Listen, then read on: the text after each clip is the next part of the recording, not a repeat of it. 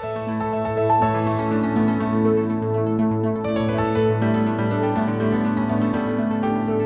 friends, welcome back to the Journal Feed.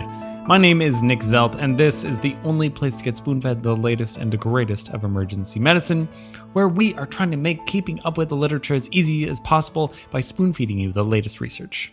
Now then, let's take a quick look ahead at everything that we covered from this past week. First off, POCUS for the difficult airway. Second, what do you do in the case of an ovarian torsion? Third, could ACLS go the way of the dodo to make room for the up-and-coming ECPR? We'll find out. Fourth, how should a mechanism of action be playing into trauma triage? And then lastly, can you tell a STEMI apart from pericarditis? Alright, if you're hearing this right now, then you are not currently a JournalFeed subscriber, and so are not receiving the full JournalFeed podcast. You're only receiving a portion of the past week's summaries. Don't worry though, I of course pick my favorites for you guys, but if you would like to get full access to the podcast and the blog, then you'll have to become a member. All the details for that are at journalfeed.org. Remember, we do not want money to ever be a barrier to patient care, though. So if you're having any trouble affording a subscription, just reach out to us and we are here to help you out. This is the audio version of the past week's summaries, which were brought to you this week by the lovely Jonathan Brewer, Sam Parnell, and Clay Smith. All right, that's enough of the preamble. Let's get to the first article, which this week was titled Airway Ultrasound as a Predictor of Difficult Direct Laryngoscopy, a Systematic Review and Meta-Analysis out of the Journal of Anesthesia and Analgesia. All right, so most airways are going to be pretty easy. Some, though, just aren't. And difficult airways are said to be as common as 4 to 7% of emergency department airways. That's quite a bit. Now, calling for help is the first advice that anyone is ever going to tell you. But getting help, it's a lot of work and it requires a lot of people and it requires a lot of time from a lot of people. And so knowing when you actually need to do that, that would be ideal. As it stands, a lot of people use anatomical models to predict a difficult airway, like the Mallampati. I personally like to use the upper lip bite test because it's got a pretty good positive predictive value and is a combination of various different anatomical features which are important for having a good airway. Honestly though, none of the tests or evaluations we currently do are all that great. But, you know, it'd be a great tool that I would love to take advantage of for this? That's right, guys, of course, it's POCUS. This study was a meta-analysis of 15 studies on adults being intubated for elective general surgery without clear anatomical abnormalities, which would have made intubation difficult, and then their upper airways were POCUSed. They measured things like skin to epiglottis distance, skin to hyoid, and skin to vocal cord distances.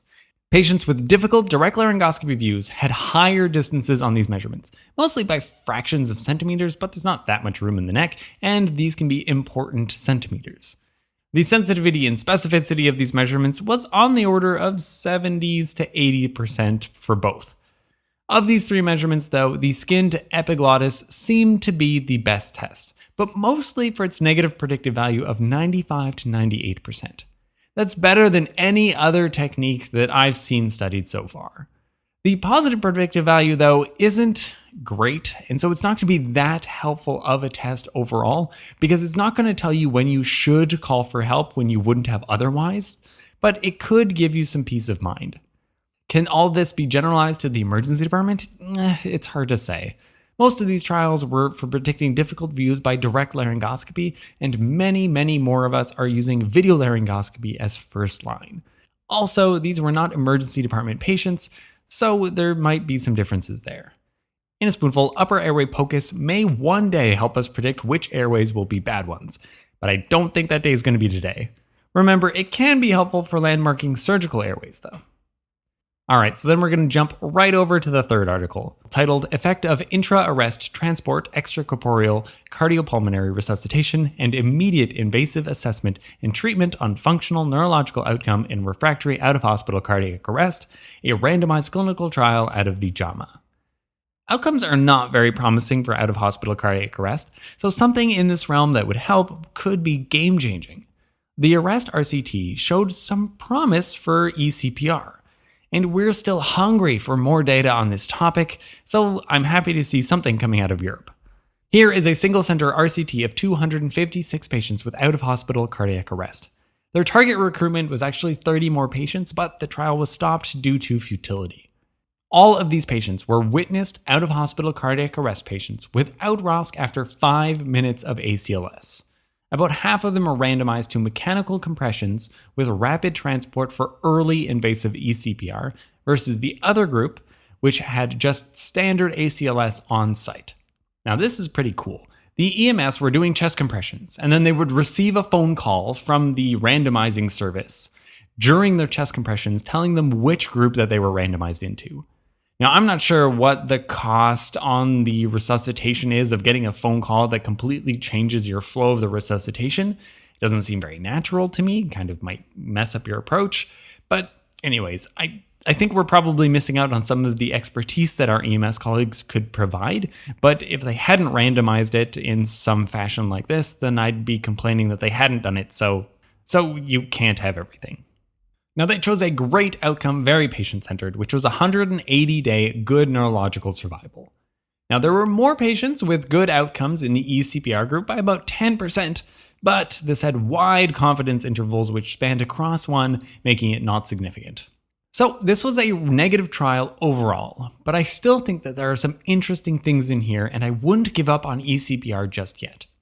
There are a few interesting differences between the groups, like the fact that hypothermia treatment was started on the way to the hospital in the ECPR group, and that initially mechanical CPR was supposed to be reserved for just the ECPR group, but then a publication partway through the study changed the rules and they allowed any patient to have mechanical CPR. So there were a few more patients who got mechanical CPR, and they had pre-hospital hypothermia in the ECPR group. There was also a few more patients with shockable rhythms in the ACLS group, with a few less having chronic heart disease. But these two things were randomized, so not much to do about that. The last thing was that 10 patients actually crossed over into the ECPR group, and 4 of them achieved the primary outcome. But they were analyzed under intention to treat, so they were counted in the ACLS group. The 30-day neurological survival was statistically significantly better in the ECPR group, with a difference of about 12%. That's 14 patients having better neurological survival. But again, by 180 days, that significant difference had, disappeared.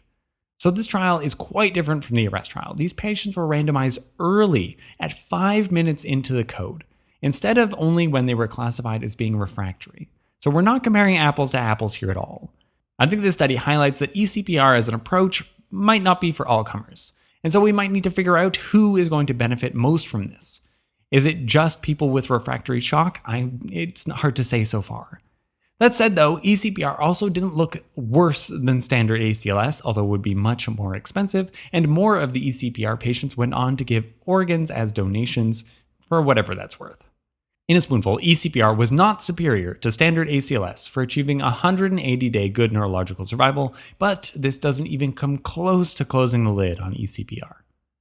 All right, let's do a wrap up. What did we learn from this week? First off, POCUS of the upper airways. Well, it needs some work before it's really ready for the prime time as a major contender in the world of predicting difficult airways.